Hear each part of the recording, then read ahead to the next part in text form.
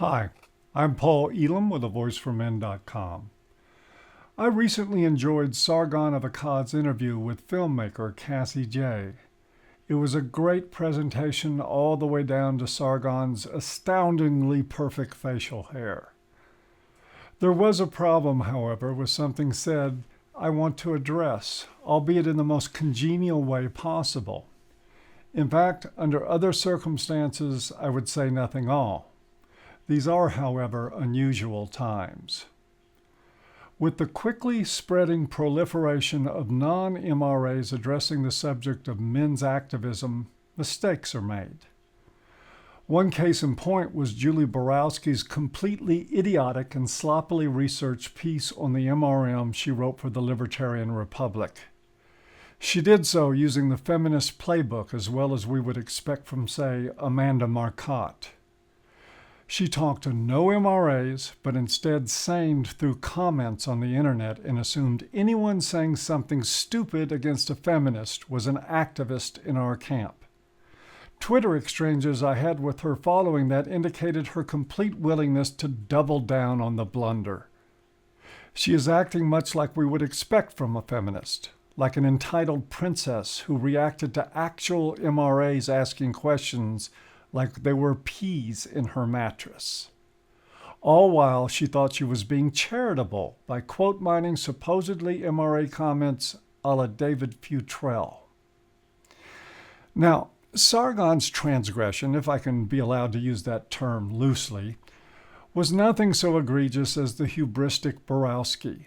In fact, as far as I can tell, it was just a simple kind of mistake born of the fact that thoughtless criticism has always been lobbed at MRAs like a plate of spaghetti in hopes that a little bit of it would stick. Some of it does, even with the most thoughtful of people. The part that appears to have stuck to Sargon is the idea that MRAs don't actually do anything. I should actually thank him for that canard because it does give me a chance to crow about some of the many things we actually have done. I want to ask Sargon, with great respect for the man, if getting sanctions on the first ever corrupt prosecutor in Maine, Mary Kellett, and putting her out of a job is nothing. Indeed, since we assisted in getting that whole corrupt prosecutor's office booted out on their asses, is that also nothing? I would like to know if getting Gordon Smith, a man falsely accused 11 times of domestic violence and jailed 8 times, completely exonerated, and getting handcuffs placed on his accuser for false police reporting is another example of nothing. The same for Lieutenant Colonel Joel Kirk, retired, a case in which we forced a corrupt judge to recuse herself, ultimately allowing him to regain custody of his children away from their alcoholic, abusive mother. Is this more nothing?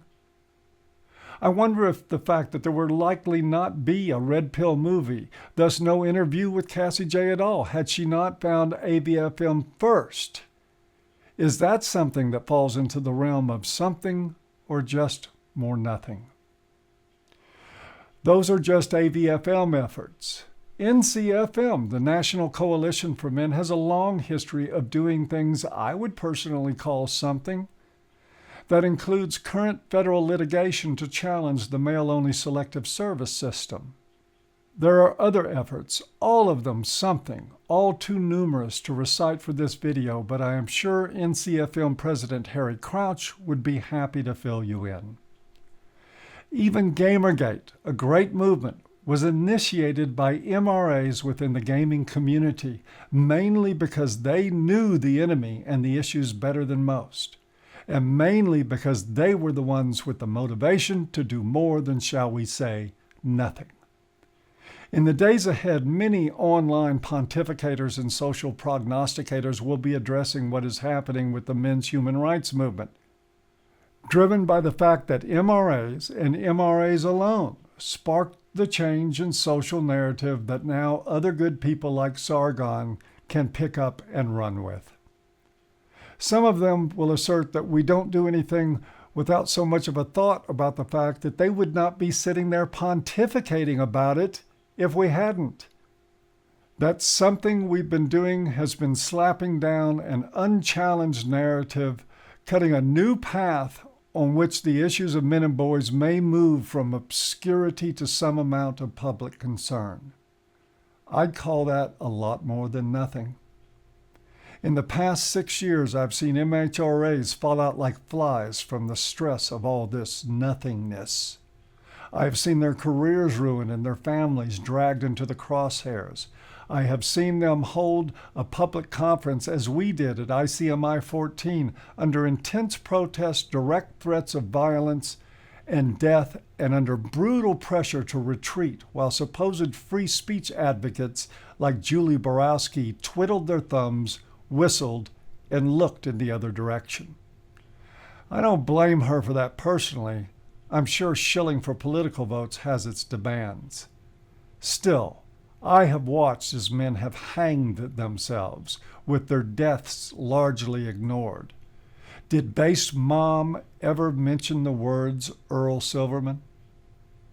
I have personally kept to doing my business and work despite the most vile, malicious, repetitive libels issued by the mainstream media. None of this is sour grapes. I don't begrudge Sargon, Summers, Borowski, or anyone else their opinion, and in fact, I am subbed to their channels on YouTube and enjoy their fine work. But I do ask their indulgence in understanding that misinformation about who we are and what we do will be challenged in the most respectful way possible. And I'd like to suggest that if Sargon or any other recent analyst really want a working knowledge of the men's human rights movement, you might want to talk to some of its more active members in a little bit more depth. Dean Esme and a handful of others come to mind. That conversation could turn nothing into something. Now, I've had my chance to bitch, and that's good enough. I'm off to support Sargon's channel on Patreon. I don't imagine he cares or should care whether there are hard feelings here. I just want him to know that there aren't. Please keep up the good work, and thanks for listening.